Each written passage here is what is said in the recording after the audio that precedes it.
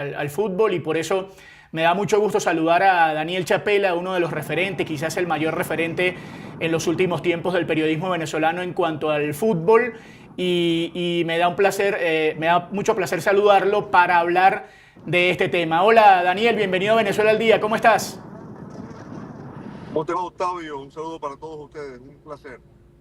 Bueno, Dani, en medio de esta situación, Venezuela presenta la lista de cara a la doble fecha de eliminatorias sudamericanas. Más allá de los nombres, Daniel, más allá de lo que pone Venezuela en la mesa, en el papel, ¿cómo ves el camino de Venezuela en función de esa clasificación a la Copa del Mundo? Bueno, uno podría decir que cada fecha es importante, que cada partido se juega la clasificación al mundial, que todos los puntos cuentan, pero la realidad es que esta fecha que viene para Venezuela prácticamente es una bisagra, un punto de inflexión respecto de lo que puede ser el futuro. Es verdad que el puesto de repechaje está muy cerca, que Bolivia sumó muchos puntos en las últimas fechas jugando en el alto, pero la realidad es que para Venezuela enfrentar a Ecuador y especialmente recibir a Perú representan partidos que de sumar le permitirían dar el salto adelante que desde hace rato está siendo postergado. Venezuela después de la Copa América de Estados Unidos el año pasado tuvo un bajón significativo, muchos partidos de local en los que no pudo sumar de a tres, partidos de visitante de rendimiento muy bajo, con el punto, digamos, más preocupante que fue la visita a Bolivia. Y la realidad es que, por una parte, da la sensación de que el técnico tuvo un aprendizaje de la experiencia en Bolivia y por eso una convocatoria tan amplia para jugar prácticamente con dos planteles, uno en la altura de Quito y otro en Maturín.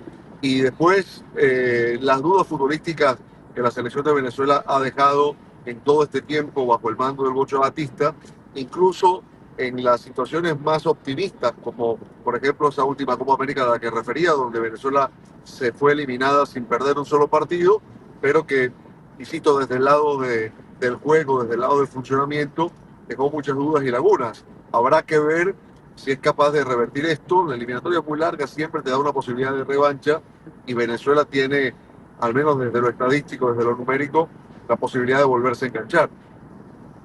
Sí, Daniel, en esa medida ya vamos a entrar en detalle con la lista de convocados, pero cuando hablas de ese diagnóstico, de esas dudas, esas lagunas que quedaron, ¿qué tantas son las posibilidades reales, digamos, de pasar al Mundial, de pasar, digamos, esta clasificación? ¿O qué le haría falta precisamente para tratar de solucionar esos problemas que se vieron en estos partidos anteriores? Bueno, mira, desde que la eliminatoria se juega todos contra todos, que ya hace un buen tiempo de esto, más de 2 décadas, eh, hay una estadística que es infalible. Nadie que no haya conseguido el 60% o más de los puntos como local ha logrado la clasificación en una Copa del Mundo. Es verdad que esta es una eliminatoria bastante más generosa porque entrega prácticamente 7 cupos al Mundial, 6 más 1 de repechaje, lo que abre las posibilidades para las selecciones que están por debajo, digamos, del grupo de élite, entre ellas, obviamente, Venezuela, por lo cual las posibilidades están allí, están perfectamente al alcance. Las dudas tienen que ver con la inconsistencia que ha tenido Venezuela en su juego y en sus resultados.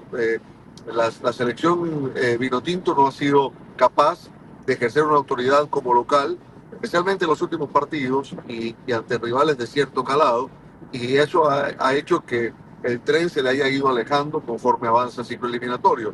Si a eso sumamos que Paraguay dio un salto de calidad desde que llegó Gustavo Alfaro, que Bolivia ha sido el elemento de los 4.200 metros del alto para asegurarse puntos en casa, que Chile de alguna forma también va a seguir dando muestras de mejoría de la mano de Ricardo Gareca, si bien es cierto que aquí se depende de una generación, la llamada generación dorada del fútbol chileno que ya se está marchando, no es menos cierto que un entrenador del nivel de Gareca siempre es una garantía. Entonces, sumando todos esos factores, uno entiende que Venezuela está en un momento en el que, sobre todo, no puede seguir dejándose puntos como local, que yo creo que sigue siendo la gran asignatura pendiente de este grupo de jugadores que lidera el Bocha Batista y de generaciones anteriores.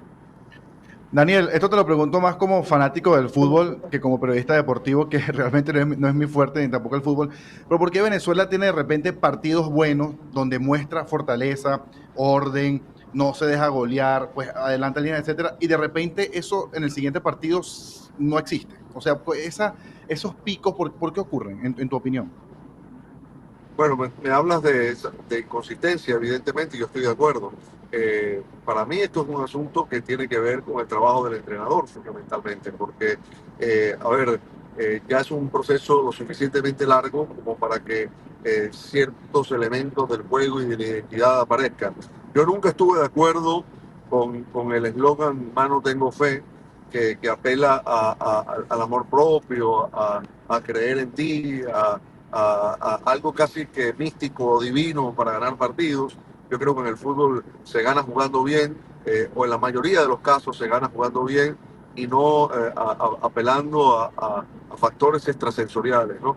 A ver, me parece muy bien como canto de hinchada, como elemento que aglutine a la gente, pero el futbolista venezolano ya desde hace mucho tiempo no necesita que nadie le diga que es capaz de ganarle a los grandes rivales del área.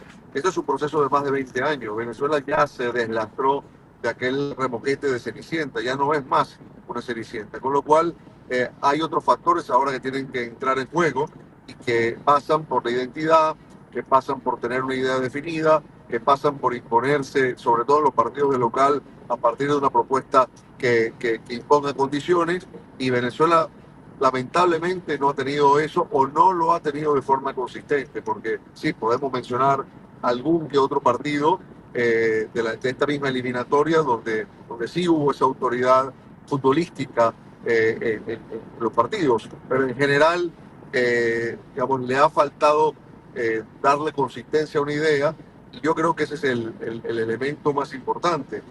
Hoy, insisto, la clasificación está abierta por lo generosa de la eliminatoria. En otras condiciones, o con la situación o el formato anterior, que otorgaba menos cupos, probablemente ya esa clasificación estaría descartada.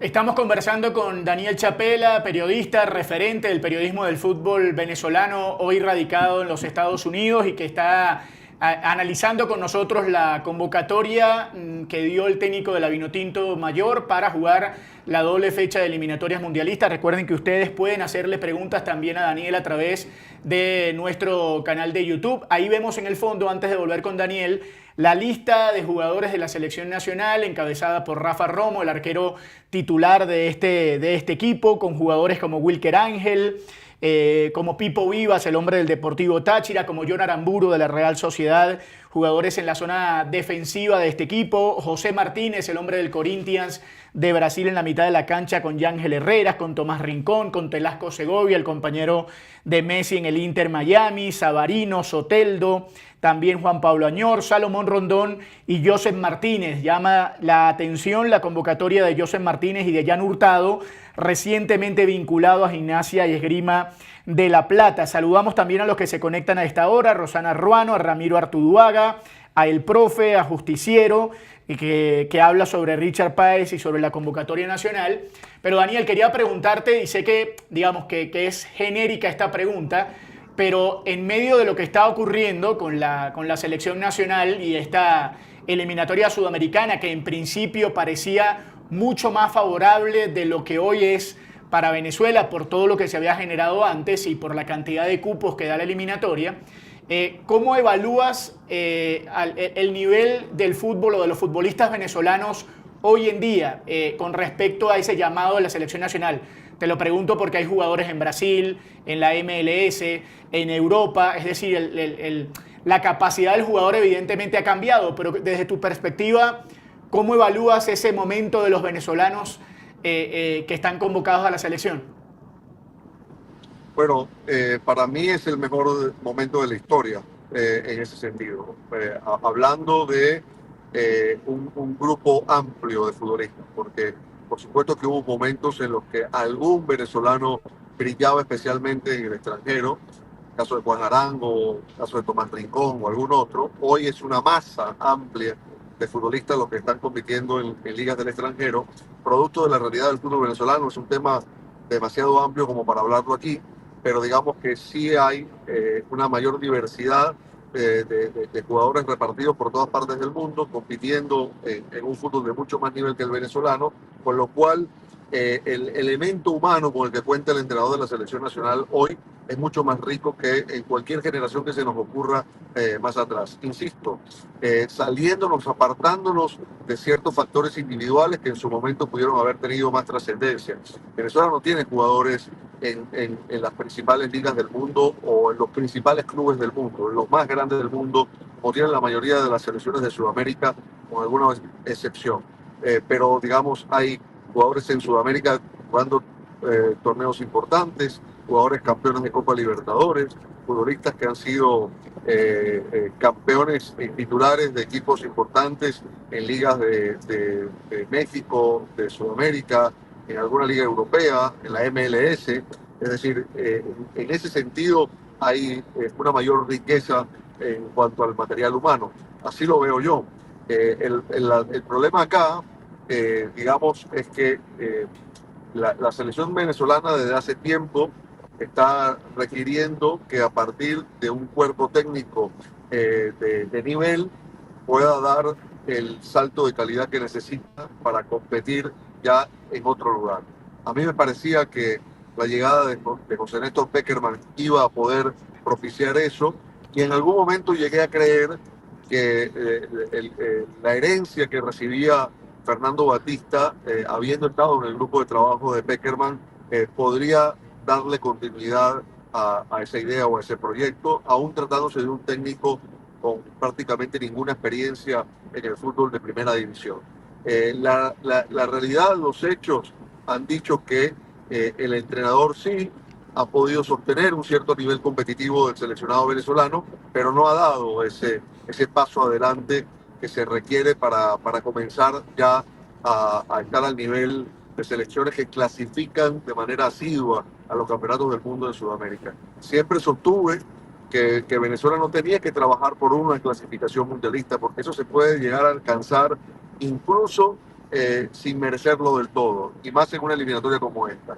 Venezuela tiene que trabajar para clasificaciones consecutivas a Copas del Mundo, para sostener un crecimiento.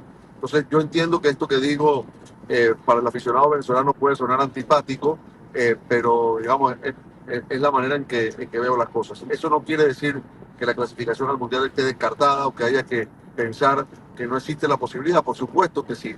Insisto, es una eliminatoria muy generosa en cuanto a los cupos al Mundial, y Venezuela solo tiene por delante a Bolivia. Parece que tan cerca como un punto, ¿no? Pero, a ver, las garantías, la certeza que te puede dar una selección o un equipo que tiene una identidad de juego muy definida, esta selección no lo ofrece. Daniel, muchísimas gracias, un abrazo y gracias por compartir con nosotros todo esto. Nos queda bien claro el momento de Venezuela. Un fuerte abrazo. Un abrazo para ustedes, gracias por tomarme en cuenta. Bueno, Daniel Chapela con nosotros, periodista, referente del periodismo del fútbol en Venezuela. Valentina, en medio de esta situación, hoy se dio